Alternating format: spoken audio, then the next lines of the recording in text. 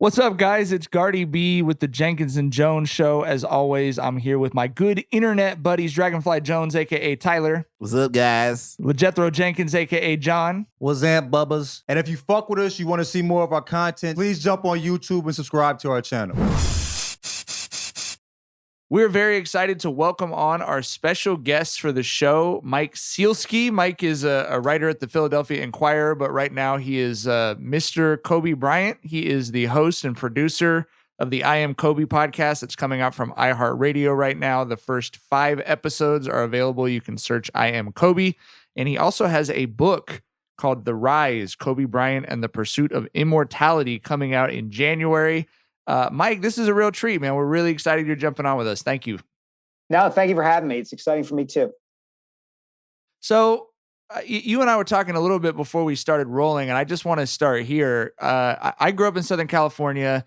Kobe Bryant, incredibly complicated, beloved athlete here. But since, the tragic shock, obviously, of him dying, I've never seen anything in my lifetime happen with an athlete like this, that he's sort of been like lionized almost, right? There's murals kind of all over Southern California, and there's just this huge sort of swell of emotion. You are sort of almost cutting against that, it feels like, and really trying to paint a realistic portrait of a human being, which sometimes that gets lost, right, in the rush to lionize someone. So what has this process been like for you, given everything that's happened over the last couple of years? So the advantage of the 2 projects, that the book and the podcast, have been that they've allowed me to deal with a side of Kobe and an aspect of his life that a lot of people in my area, in the Philadelphia, and the suburbs around the city, in our area, know pretty well, but that LA and the rest of the country and even the rest of the world doesn't know as well. So my goal with the book and the pod was to kind of do Batman Begins for the Black Mamba. I wanted to show everybody, like, everything everything we know about Kobe from the time he joined the Lakers until the day he died, you can kind of see the beginnings of those things, those qualities, in the first 18 years of his life.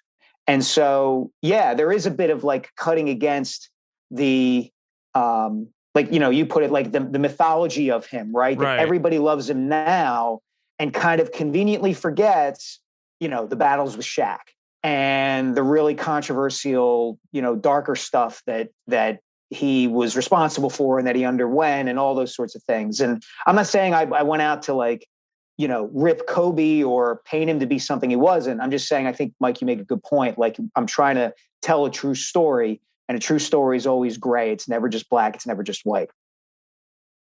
The loss of Kobe still doesn't feel real. And we've discussed this on here, but it still feels weird talking about him as if he's not here anymore. And I have moments where I completely forget he's gone. Emotionally, how was your experience writing this? I just wonder how that felt. Yeah, it was an interesting process because a lot of people who were really tight with him didn't speak to me. It was almost as if, because his death was so fresh, that they couldn't bring themselves to do it. They would have been too emotional in talking about it on the record for a book or an article or anything like that. There were other people who had talked about Kobe a lot and were happy to do it again. And there were other people who rarely had talked about Kobe and who were part of his life when he was young and really wanted to talk about him because they felt like their place in his life, or the part of his life that they were involved with, kind of got short shrifted in his story. Like, I'll give you an example, right? He was at Lower Merion High School in suburban Philly. He was a member of the Black Student Union, the student voice at Lower Merion High School. Nobody ever mentions this about him.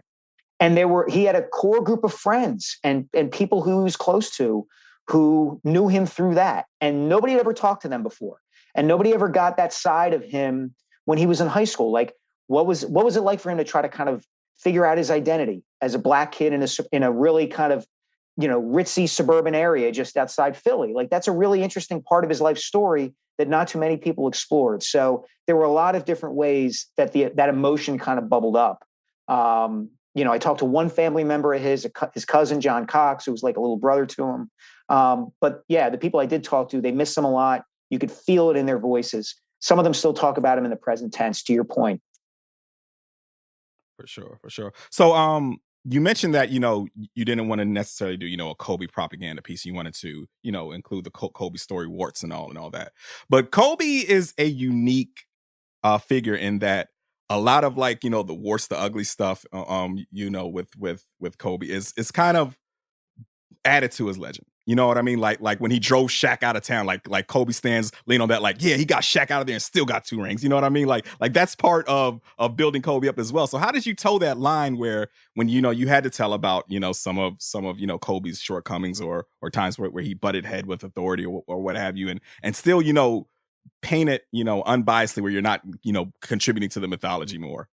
Yeah, you just try to tell it in as detailed and as straight a manner as you can. And that comes down to like your reporting and your research, right? Like those anecdotes are out there and they're all part of what makes Kobe Kobe, or what made Kobe Kobe. There we are. We're talking about him in the present tense, just like we said. And you tell all of it, or at least as much of it as you can, because you know that all of that went into him being the man and the athlete and the figure that he was. You can talk to the English teacher who he was close to, who was his mentor, who saw, the storytelling gift within him and really bonded with him. You talk to some of the teammates who say like, hey, he wasn't the greatest guy all the time. You find out an anecdote where there's a rebounding drill at practice one day and he's never lost a drill in practice ever. And this guy, his teammate, the second best player in the team, is about to get a rebound, and Kobe shoves him into the wall and cuts the guy's arm. He gets stitches on his arm, but Kobe wins the drill and raises the ball over his head triumphantly, like, I won the drill as usual. All of that goes into making Kobe Kobe. So if you leave any of it out, or you try to suppress any of it or play any of it up too much, you're not going to have a true story. You're just not going to capture everything that went into making him him. There was good stuff. There was not so great stuff. And you got to just kind of weave the whole tapestry. So for those who have not listened to or heard about the podcast yet, it's really a fascinating slice that you've got here, where there's these audio tapes from when he was in high school, correct? That yes. Yeah. So go ahead. I mean, just talk about that and about, how you sort of came across this story. And I just can't imagine. It must be super surreal cutting it together, listening to this 16, 17-year-old kid who we know what, he becomes, but he doesn't really know at the time, obviously. Right. All right. So in 1996, when 95, 96, Kobe's a senior at Lower Merion. He's got an assistant coach on the team and a guy who had covered him a little bit named Jeremy Treatman. And he and Jeremy gets the idea of like trying to collaborate on a book with Kobe. So he starts doing these interviews with him. Who's a senior in high school. He's a senior in high school. The summer of the draft, when he ends up with the Lakers, and then into his first season with the Lakers. They're doing these interviews all the time. And the book doesn't come off. The project falls through. But Jeremy's got these tapes, and he's got some of them transcribed. So I've known Jeremy a long time. He's since become a mover and shaker in Philly hoops. He's a hoops promoter, runs a sports broadcasting camp for high school kids, all this stuff. So I've known him a long time. When I started doing the book, I reached out to him and he gave me the transcripts that he had done, right? So I have all these pages with that have Kobe's words on them, but he can't find the tapes. 3 days before Christmas, he's cleaning out his garage and he calls me up and he says, Mike, I found the tapes. The next day I drive over there. He's got these 2 Ziploc bags full of micro cassettes of him talking to Kobe. He hasn't listened to them in 25 years. Nobody's heard them. That's so insane. He gives them to me. I've got like 2 months to listen to them, weave them into the book, and then we turned it into this podcast where it's Kobe talking about going to the senior prom with Brandy. It's Kobe cursing out Del Harris, his first coach with the Lakers, who he just did not like and thought was holding him back. It's Kobe talking about, maybe he'll go to Duke, maybe he'll go to LaSalle, maybe I'll go to college. I don't really know. Like, it's Kobe about why he loves basketball. And it's all him at 18, 19 years old.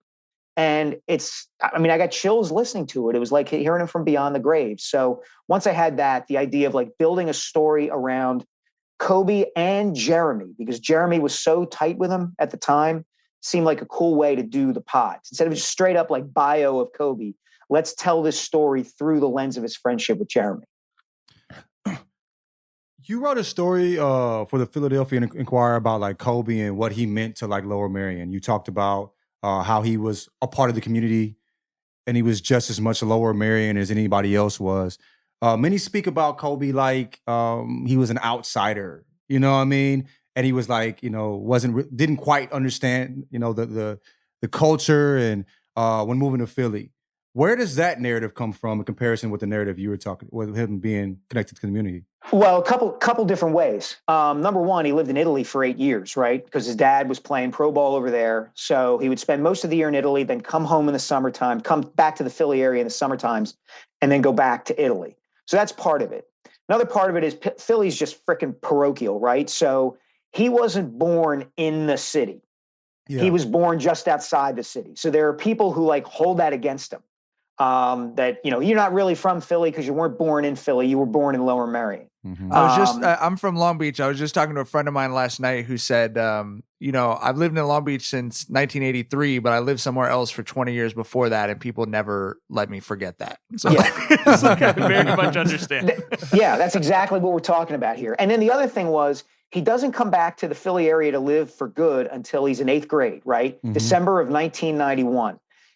After living all that time in Italy. So he doesn't know the culture, right? He doesn't know what songs are cool. He doesn't know what fashion is cool. He doesn't know what TV shows to watch. He doesn't know what like Cheers and the Cosby Show and, In Living Color and all. He doesn't have any frame of reference for any of that stuff. He doesn't quite fit in with the black kids yet. He doesn't, because he didn't grow up the way they did. He doesn't quite fit in with the WASPs and the Jewish kids who populate Lower Merion. So he's got to find his way. And basketball is the way he finds his way. And the way he does it is by kind of just melding into this community, right? If Kobe came along today, he'd be at IMG Academy or he'd be at Montverde Academy like that. Some school that produces athletes and basketball players like a factory. He stayed and played for his local high school. Mm-hmm. I kind of like that. That shows loyalty. That shows like he understood what it meant to play for this community. And no matter what else you say about him at any stage of his life, I like that aspect of him. So it's kind of this weird juxtaposition of insider outsider, but I think that helps him like figure out how to move in all those worlds as he gets older. Did he feel like an insider by the time he had left? Oh yeah, absolutely. Okay. He knew, by the time he's a senior, right? Like he is driving his SUV to school and getting there before everybody else does. The principal, the faculty, students, everybody. He's parking in a prime parking spot. And he is getting a janitor to open the school gym for him so he can shoot an hour before school every single day. Mm-hmm. And it used to tick people off because he'd take a prime parking spot at the school and he'd be like, you know what? I'm going to be better at basketball than the principal is at being a principal or at any of you, any of you other kids are going to, whatever jobs you're going to have, I'm going to be better at my job than yours, than you are going to be at yours. So I'm parking where I want to park. And that's just, and people came to accept it. That is Kobe, if I ever heard Kobe. You feel me? Yeah. So that brings me to this question that I would have here is, when we first got introduced to Kobe, 95, 96, the kid, we saw him at the press conference in the suit and the sunglasses on top of his head, like a 17-year-old emulating like 30-year-old Michael Jordan, right? Like the kid would look spotlight ready from the very moment that Kobe kind of, came into our consciousness.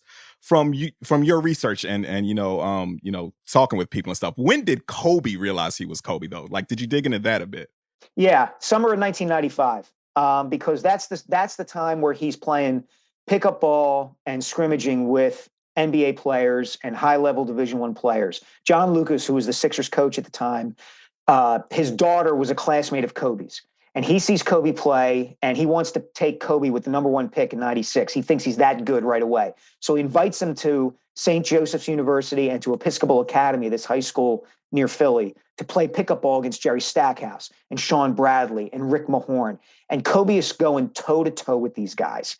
He is, if he's not the best player on the court all the time, he's good enough that he realizes, I don't need to go to college. Like, this is all the reaffirmation I need. I'm the best high school player in the country, and I'm jumping straight to the NBA. I can make this happen. And once he goes through that, he knows what's ahead for him. Like the Lower Merion basketball team takes a trip to South Carolina, and he's getting autograph requests at the Yin Yang. And Jeremy Treatment's got him on tape saying, hey, this is what I'm going to have to deal with. People expect autographs from me. That's what I'm going to have to do. I guess I just have to get used to it. Like by the time he's early into his senior year, he knows exactly what is ahead for him, and he's preparing himself for that. Quick question. You talk about him cooking. You know, I mean, I read about him cooking. Can you name some names? You mentioned Jerry Stackhouse. I mean, I know you said he was at least as good. Was he cooking Jerry as a junior? You know what I mean? We need names. Sometimes he did. Sometimes he did. But the mythology of that summer has grown to where, like, Kobe dominated Jerry Stackhouse every time they played. And that did not happen. But keep in mind, like, Jerry Stackhouse was the number 3 pick in the draft. He was supposed to be the savior for the Sixers before they took Allen Iverson the next year. So, like, the idea that, like, this 17-year-old kid who's got one more year of high school is going toe-to-toe with him. A bully, too. Jerry's one of them ones, you know what I mean? Exactly. You know, and he's playing against Kerry Kittles, and he's dunking on Sean Bradley, and he's going around the bad boy Rick Mahorn for reverse layups. Like, he's a 17-year-old kid, so he's going to be graded on a curve in those moments. You know what I mean? Plus, he's working harder at those workouts than all the NBA players are. He's got his own strength coach who's with him there, running him and having him lift weights, and he's getting there early and staying late from all these workouts because there was no summer league at the time. It was all this pickup stuff on the Philly circuit. So everybody who was there that summer remembers how hard he worked and remembers seeing him holding his own or being better than these guys. He didn't have to be better than Stackhouse all the time, but enough to show that, like, holy crap, this kid is going to be really good. You know, what I wanted to ask about was, you know, you're a sports writer. I'm a sports writer. You know, if you have a kid playing at Lower Merion who's of Kobe's status now, he's got 15 million followers on Instagram. He goes live on IG anytime he wants to have a press conference that's more viewed than whatever ESPN is airing at that moment. He's probably been a known quantity since he was in 6th to 8th grade at the latest. Kobe was really one of the very last basketball superstars who did grow up in private to an extent. And you've got these artifacts of these interviews with him at that time, right? And as he was sort of being birthed into the public consciousness, but he was always so careful about his presentation in the media, right? I always felt like watching Kobe, if he wanted to remind people that his finger was hurting, he was doing something to make sure in the middle of a game that he's showing, you know, he knows the camera's over here. This one's on me right now. Did you feel like you got a sense of him truly before that persona, before that awareness was up? Like, did it feel like listening to a 16-year-old kid, or did it feel like someone who had kind of already put up a wall as far as this is how I'm going to present myself? No, there was a wall there. What's funny about, to look back at that time, what's funniest about it most to me is that if you were in his inner circle, if you were in his family, if you were Jeremy Treatman, you knew he was going to the NBA. You knew it from the beginning of his senior year on. Nobody said anything. And all the coverage of that year, if you read, you know, my paper, the Philadelphia Inquirer, the Philadelphia Daily News, the national outlets, the national places that did interviews with him, it's nothing but mystery. Like, what is he going to do? What's going to happen here? He didn't tell anybody. Nobody told anybody. They were so far off. Like, I was an undergrad at LaSalle University at the time. Joe Bryant was the assistant coach at our basketball team. We were operating under the delusion that Kobe might actually come play at LaSalle because his dad was there. Now, he considered it. He thought about it when he was a sophomore and a junior because he loved his dad. He would want to go, maybe I want to go play for him. That went out the window that summer of 95. Like, once he's dunking on Stackhouse and Mahorn, it's like, the hell with LaSalle. I'm not going there. I don't need to go there. Good decision. Yeah, obviously. Good decision. Yeah. Pardon all my fellow LaSalle alumni, but yeah, good decision. But, you know, nobody knew that.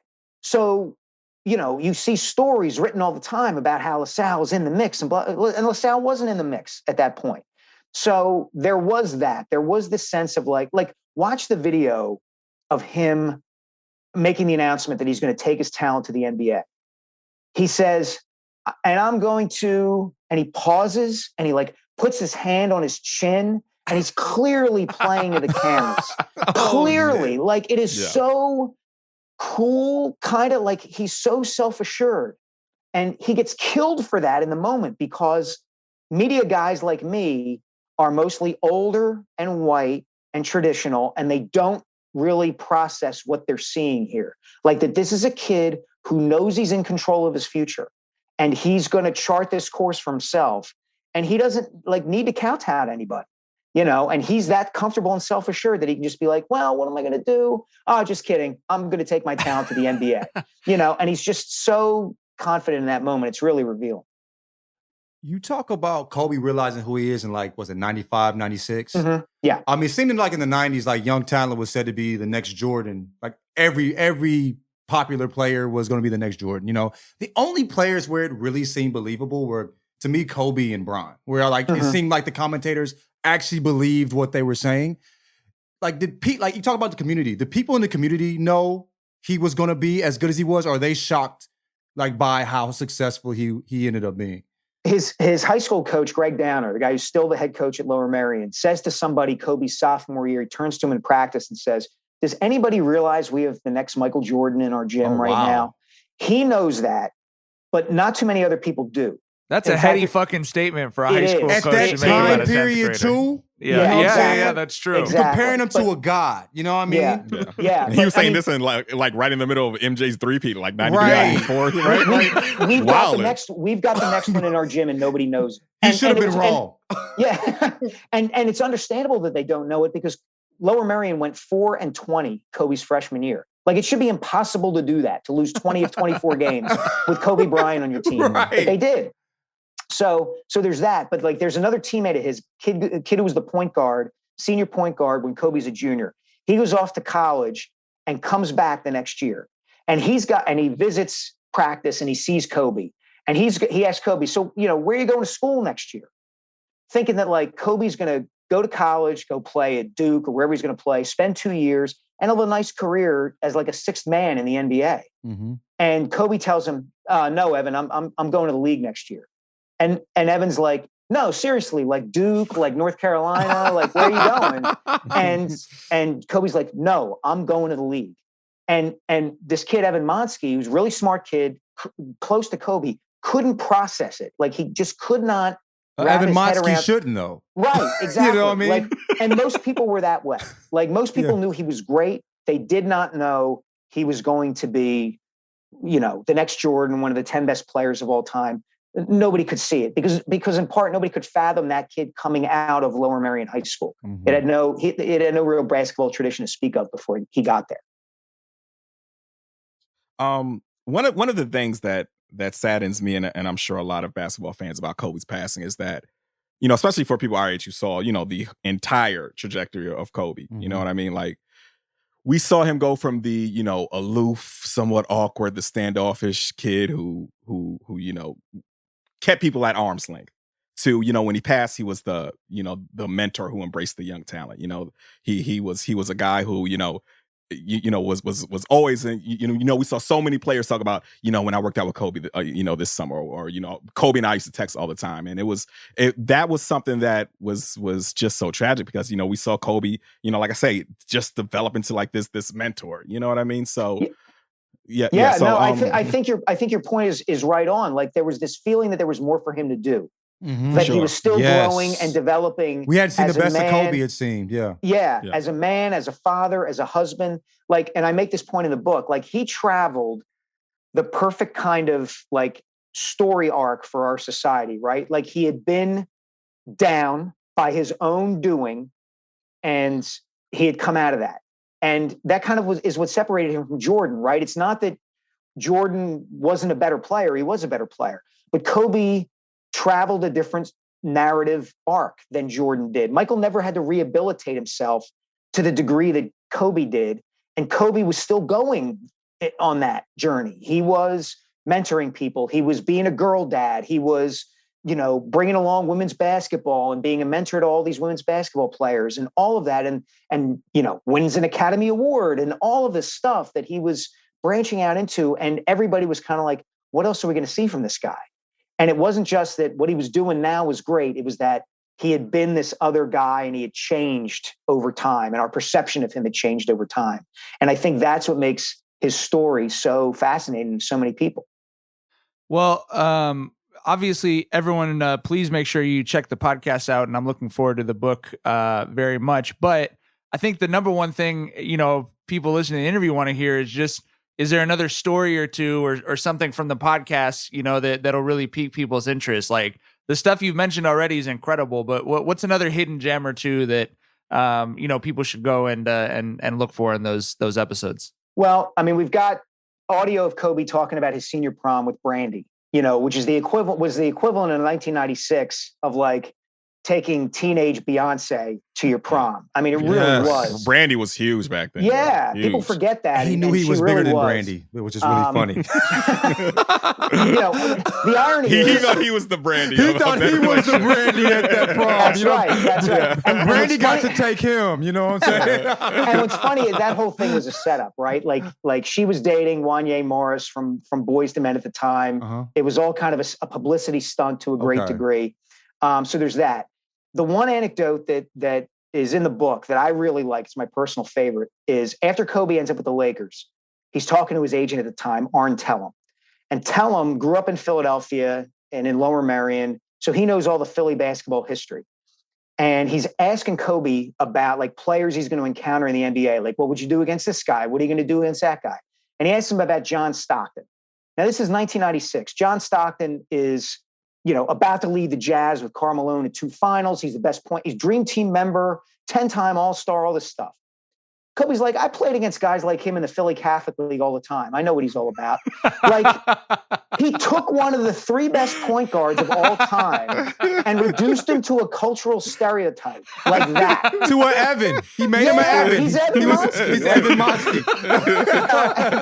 And tell him it's like, Kobe, it's John Stockton. Like, this isn't some kid from Monsignor Bonner High School. And Kobe's like, yeah, I know. I played against guys like him. So again, that kind of tells you everything you need to know about him. Yeah. One of one, man. That's right. That's great. Okay, well, like I said, I Am Kobe. The first 5 episodes are out now from iHeartRadio, and the book, The Rise, Kobe Bryant, and the Pursuit of Immortality, is coming out in January. Mike, hey, send us a couple copies of the book, man. We'll have you back on to talk about that in a couple months. But I would love it, guys. Thank you so much. This was great. Absolutely. Thank you, Thanks Mike. for coming on. We Appreciate you appreciate hopping it. on for sure.